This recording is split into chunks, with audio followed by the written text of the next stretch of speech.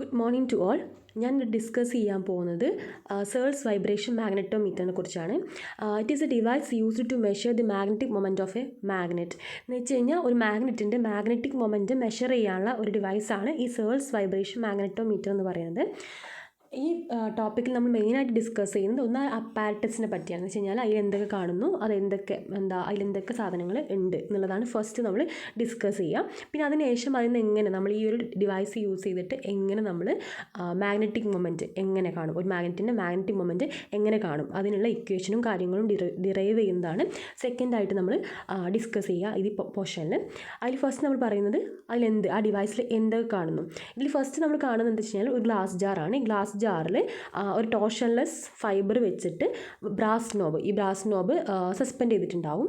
ഈ ബ്രാസ് നോബിൽ നിന്ന് ലോവർ എൻഡിലായിട്ട് നമ്മൾ horizontally north south Paul horizontally place ചെയ്തിട്ടുള്ള ഒരു ഷോർട്ട് മാഗ്നറ്റിക് നീഡിലും കാണും. ദെൻ ഇതിന് ടോപ്പ് എൻഡ് ഈ ടോർഷൻലെസ് ഫൈബർ വെച്ചിട്ട് സസ്പെൻഡ് ചെയ്യാൻ വേണ്ടിയിട്ട് ഈ ബ്രാസ് നോബ് സസ്പെൻഡ് ചെയ്തിട്ടുള്ള ടോർഷൻലെസ് ഫൈബറിൻ്റെ ടോപ്പ് എൻഡിലായിട്ട് നമ്മൾ ഈ ടോപ്പ് എൻഡ് ഒരു സ്മോൾ സിലിണ്ടറിക്കൽ ട്യൂബിലോട്ട് നമ്മൾ എന്ത് ചെയ്തിട്ടുണ്ടാവും, സോൾഡർ ചെയ്തിട്ടുണ്ടാവും. എന്ന് വെച്ച് കഴിഞ്ഞാൽ ജോയിൻ ചെയ്തിട്ടുണ്ടാവും, ഒരു മെറ്റലോട്ട് ജോയിൻ ചെയ്തിട്ടുണ്ടാവും, സോൾഡർ ചെയ്തിട്ടുണ്ടാവും. അത് നമുക്ക് വേണമെങ്കിൽ ലോവർ ചെയ്യാം, റേസ് ചെയ്യാം, അല്ലെങ്കിൽ ഒരു പോയിന്റിൽ ഏതെങ്കിലും പോയിന്റിൽ ഫിക്സ് ചെയ്യാം. അതെങ്ങനെയാണെന്ന് വെച്ച് കഴിഞ്ഞാൽ ഒരു സ്ക്രൂ S1 എന്ന് പറഞ്ഞിട്ടുള്ള ഒരു സ്ക്രൂ യൂസ് ചെയ്തിട്ടാണ്. ഇതുകൂടാതെ അവിടെ ഒരു അലുമിനിയം പോയിൻറ്ററും കൂടെ ഉണ്ട്. ഈ അലുമിനിയം പോയിൻറ്റർ AB എന്നാണ് നമ്മളതിനെ കൊടുത്തിട്ട് ഡിനോട്ട് ചെയ്യുന്നത്. ഈ AB എന്ന് പറഞ്ഞിട്ടുള്ള അലുമിനിയം പോയിൻറ്റർ നമ്മൾ മാഗ്നറ്റിക് നീഡിന് പാരലായിട്ടാണ് പ്ലേസ് ചെയ്തിട്ടുള്ളത്. ഇനി ഇവിടെ കാണുന്നത് ഈ സംഭവമാണ് നമ്മൾ ഈ പറഞ്ഞിട്ടുള്ള ഈ അപ്പാരറ്റ് സേൾസ് വൈബ്രേഷൻ മാഗ്നറ്റോമീറ്റർ. ഇവിടെ ഈ ഫസ്റ്റ് കാണുന്നതാണ് S1. ഈ S1 ആണ് ഇപ്പോൾ നമ്മൾ പറഞ്ഞിട്ടുള്ള ഈ സ്ക്രൂ എന്ന് പറയുന്നത്. എന്ന് വെച്ച് കഴിഞ്ഞാൽ ഈ സംഭവത്തിനെ റൈസ് ചെയ്യാനും ലോവർ ചെയ്യാനും ഒരു പോയിന്റിൽ ഫിക്സ് ചെയ്യാനും യൂസ് ചെയ്യുന്ന സ്ക്രൂ ആണ് ഈ S1. പിന്നെ ഇതാണ് ടോർഷൻലെസ് ഫൈബർ. Then brass knob. ഈ ബ്രാസ് നോബിൻ്റെ ലോവർ എൻഡിലായിട്ട് നമ്മൾ നോർത്ത് സൗത്ത് പോളിലായിട്ട് പ്ലേസ് ചെയ്തിട്ടുള്ള ഷോർട്ട് മാഗ്നറ്റിക് നീഡിൽ. ദെൻ അതിന് പാരലായിട്ട് പ്ലേസ് ചെയ്തിട്ടുള്ള അലുമിനിയം പോയിൻറ്റർ, അതാണ് ഈ AB. ദെൻ ഇത്രയാണ് നമ്മൾ അപ്പാരറ്റസിൽ പറയാനുള്ളത്. ഇതിനെങ്ങനെ നമ്മൾ മാഗ്നറ്റിക് മൊമെൻറ്റ് എങ്ങനെ കാണും എന്നുള്ളതാണ് ഡെറിവേഷൻ യൂസ് ചെയ്യുന്നത്. നമുക്ക് എല്ലാവർക്കും അറിയുന്ന പോലെ കോമൺ ടേംസ് എന്ന് വെച്ചാൽ T എന്ന് പറയുന്നത് time period of oscillation of magnetic needle. Then earth magnetic field denote ചെയ്യുന്നത് BH. ദെൻ അതിൻ്റെ ഇക്വേഷൻ നമുക്കറിയാം time period of A oscillation denote ചെയ്യുന്ന ഇക്വേഷൻ എന്ന് പറഞ്ഞാൽ T is equal to 2π√I/MBH. അതിൽ M പറഞ്ഞ മാഗ്നറ്റിക് മൊമെൻറ്റ്, I എന്ന് പറഞ്ഞു കഴിഞ്ഞാൽ അറിയാവുന്ന മൊമെൻറ്റ് ഓഫ് ഇനേഷ്യ, അതിന് ബാക്കി യൂഷ്വലായിട്ട് time period of oscillation. Then ഇതിന് നമ്മൾ ഇക്വേഷൻ കണ്ടെത്താൻ വേണ്ടി നമ്മൾ ഫസ്റ്റ് ഇതിനെ സ്ക്വയർ ചെയ്യുമ്പോൾ T² is equal to 4π²I/MBH. ഇവിടെ റൂട്ട് കൊടുത്തിട്ടുണ്ട്, തെറ്റാണ്, അതറിയാൻ മിസ്റ്റേക്ക് പറ്റിയതാണ്. അപ്പോൾ അതുകൊണ്ട് റൂട്ടില്ല, 4π² × I/MBH. ഈ ഒരു ഇക്വേഷൻ വെച്ചിട്ട് നമ്മൾ നോക്കുകയാണെങ്കിൽ നമുക്കറിയാം കിട്ടുന്ന റിലേഷനാണ് ഐയും എമ്മും ഇവിടെ എന്താണ്, കോൺസ്റ്റൻ്റ് ആണ്. നമുക്കറിയാം മൊമെൻറ്റ് ഓഫ് ഇനേഷ്യയും അതുപോലെ തന്നെ മാഗ്നറ്റിക് മൊമെൻറ്റും കോൺസ്റ്റൻ്റ് ആണ്. അപ്പോൾ ഇത് രണ്ടും കോൺസ്റ്റൻ്റ് ആയതുകൊണ്ട് നമുക്കിതിനൊരു റിലേഷൻ ഉണ്ടാക്കിയെടുക്കാം. ആ റിലേഷൻ എന്ന് വെച്ച് കഴിഞ്ഞാൽ T² inversely proportional to 1/BH. T² inversely proportional to BH. Then നമ്മളൊരു വേറൊരു ബാർ മാഗ്നറ്റ് ഉണ്ടെന്ന് വിചാരിക്കുക. ഈ ബാർ മാഗ്നറ്റ് നമുക്കിപ്പോൾ മാഗ്നറ്റിക് മൊമെൻറ്റ് കാണേണ്ട ബാർ മാഗ്നറ്റ്, ഈ മാഗ്നറ്റിക് മൊമെൻറ്റ് കാണേണ്ട ബാർ മാഗ്നറ്റിന് നമ്മൾ അതിൻ്റെ മാഗ്നറ്റിക് മൊമെൻറ്റ് M ആണെന്ന് വിചാരിക്കുക. ആൻഡ് ദെൻ ഇത് നമ്മൾ പ്ലേസ് ചെയ്യുകയാണ് മാഗ്നറ്റിക് മെറിഡിയന് എലോങ് ആയിട്ട്. എന്ന് വെച്ച് കഴിഞ്ഞാൽ അതിൻ്റെ നമ്മൾ പുതുതായിട്ട് കൊണ്ടുവരുന്ന ബാർ മാഗ്നറ്റിൻ്റെ നോർത്ത് പോള് നോർത്തിലിട്ട് പോയിൻ്റ് ചെയ്യുന്ന വിധത്തിൽ മാഗ്നറ്റിക് മെറിഡിയന് എലോങ് ആയിട്ട് നമ്മൾ പ്ലേസ് ചെയ്യുക at A distance D from centre of needle. എന്ന് വെച്ചാൽ നമ്മൾ ഈ തൂക്കിയിട്ടിരിക്കുന്ന ഈ ഡിവൈസിൻ്റെ സെൻറ്റർ ഓഫ് നീഡിലിന് ഒരു D ഡിസ്റ്റൻസ് മാറിയിട്ട് നമ്മൾ നോർത്തിലോട്ട് പോയിൻ്റ് ചെയ്യുന്ന വിധത്തിൽ ഒരു ബാർ മാഗ്നറ്റ് പ്ലേസ് ചെയ്യാമെന്ന് വിചാരിക്കുക. അങ്ങനെ ഉണ്ടെങ്കിൽ അങ്ങനൊരു ബാർ മാഗ്നറ്റ് നമ്മൾ അങ്ങനെ പ്ലേസ് ചെയ്യുകയാണെങ്കിൽ അതിൻ്റെ അതിൽ അനുഭവപ്പെടുന്ന റിസൾട്ടൻറ്റ് മാഗ്നറ്റിക് ഫീൽഡ് എന്ന് പറയുന്നത് B+BH ആയിരിക്കും. BH ഇതിന് കാരണം ഉണ്ടാകുന്ന ഓൾറെഡി ഉണ്ടാകുന്ന സംഭവം. പിന്നെ B എന്ന് പറയുന്നത് അതിൻ്റെ മാഗ്നറ്റ് എന്ന് വെച്ചാൽ magnetic field due to magnet, ആ മാഗ്നറ്റ് കാരണം ഉണ്ടാകുന്ന മാഗ്നറ്റിക് ഫീൽഡ്. അതായിരിക്കും ഇതിൽ ഈ ബാർ മാഗ്നറ്റ് നമ്മൾ പ്ലേസ് ചെയ്തിട്ടുള്ള ബാർ മാഗ്നറ്റിൻ്റെ റിസൾട്ടൻറ്റ് മാഗ്നറ്റിക് ഫീൽഡ് എന്ന് പറയുന്നത്. അപ്പോൾ റിസൾട്ടൻറ്റ് മാഗ്നറ്റിക് ഫീൽഡ് എന്ന് പറഞ്ഞാൽ B+BH. അപ്പോൾ പുതിയൊരു ടൈം പീരീഡ് നമുക്ക് ഈ ബാർ മാഗ്നറ്റ് ഡിഫറെൻ്റ്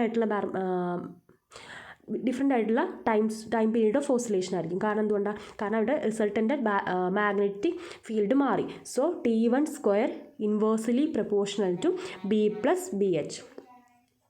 അത് ഫസ്റ്റ് നമ്മൾ കണ്ടെത്തിയ റിലേഷൻ, ഈ റിലേഷൻ അതിന് നമ്മൾ equation T² inversely proportional to BH, അതിന് ഇക്വേഷൻ നമ്പർ 1 കൊടുക്കാം. ദെൻ ഇക്വേഷൻ നമ്പർ 2 എന്ന് പറയുന്നത് T1² inversely proportional to B+BH. ഇത് സെക്കൻഡ് ഇക്വേഷൻ. നമ്മളിനി ഫസ്റ്റ് ഇക്വേഷനിൽ നിന്ന് സെക്കൻഡ് ഇക്വേഷനെ ഡിവൈഡ് ചെയ്യാം.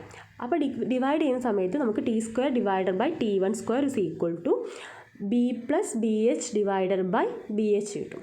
ദെൻ അതിന് നമുക്കറിയാം, നമ്മളതിനെന്ത് ചെയ്യാം, ഒന്നും കൂടെ ചുരുക്കിയാക്കുകയാണെങ്കിൽ B/BH + 1 കിട്ടും. ദെൻ നമ്മൾ എന്ത് ചെയ്യുകയാണ്, ഇതൊന്നും കൂടെ ഒന്ന് റീഅറേഞ്ച് ചെയ്യുമ്പോൾ ഈ +1 നമ്മൾ ലെഫ്റ്റിലോട്ട് കൊണ്ടുപോകാം. അപ്പോൾ ലെഫ്റ്റിലോട്ട് കൊണ്ടുപോകുമ്പോൾ T² T1² -1 is equal to B/BH. Then B/BH is equal to, ഇതൊന്നും കൂടെ ഒന്ന് റീഅറേഞ്ച് ചെയ്ത് കഴിഞ്ഞാൽ T² - T1² divided by T1². ഇങ്ങനെ ഇക്വേഷൻ കിട്ടി. ദെൻ നമുക്ക് ബി മാത്രമായിട്ട് ഒരു ഷോർട്ട് ഫോമിൽ കിട്ടാൻ വേണ്ടിയിട്ട് നമ്മൾ എന്താ ചെയ്യുന്നത് വെച്ച് കഴിഞ്ഞാൽ B is equal to, then ഡിനോമിനേറ്ററുള്ള BHനെ നമ്മൾ റൈറ്റ് സൈഡിലോട്ട് കൊണ്ടുപോവുകയാണ്. അപ്പോൾ B is equal to T² - T1² by T1² into BH. ഇതാണ് ഇപ്പോൾ നമുക്ക് കിട്ടിയ തേർഡ് ഇക്വേഷൻ. ദെൻ നെക്സ്റ്റ് നമുക്ക് ഓൾറെഡി അറിയുന്ന ഇക്വേഷനാണ് ബി എന്ന് പറയുന്നത്. നമുക്ക് ഓൾറെഡി ഒരു മാഗ്നറ്റിക് ഫീൽഡ് ഓഫ് മാഗ്നറ്റിക് ഫീൽഡിൻ്റെ ഒരു ബാർ മാഗ്നറ്റിൻ്റെ മാഗ്നറ്റിക് ഫീൽഡ് കണ്ടത് നമുക്ക് ഓൾറെഡി ഇക്വേഷൻ അറിയാം. അതാണ് B is equal to μ0/4π × 2mD divided by D² - L² whole square. ഇത് ഓൾറെഡി നമുക്കറിയുന്ന ഇക്വേഷനാണ്. പിന്നെ തേർഡ് ഇക്വേഷൻ നമ്മൾ ഇപ്പോൾ ഡിറൈവ് ചെയ്തിട്ടുള്ള ഒരു ഇക്വേഷനാണ്. ബിക്ക് വേണ്ടിയിട്ട് ഈ മാഗ്നറ്റിക് ഫീൽഡിന് വേണ്ടി ഡിറൈവ് ചെയ്തിട്ടുള്ള ഇക്വേഷനാണ്.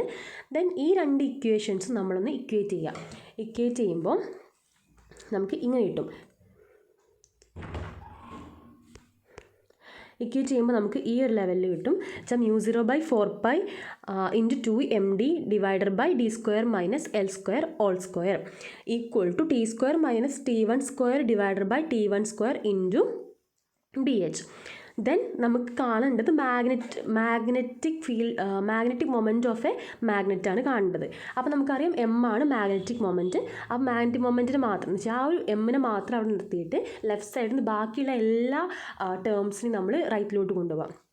അപ്പോൾ നമുക്ക് കിട്ടുന്നതാണ് ഈ ഇക്വേഷൻ.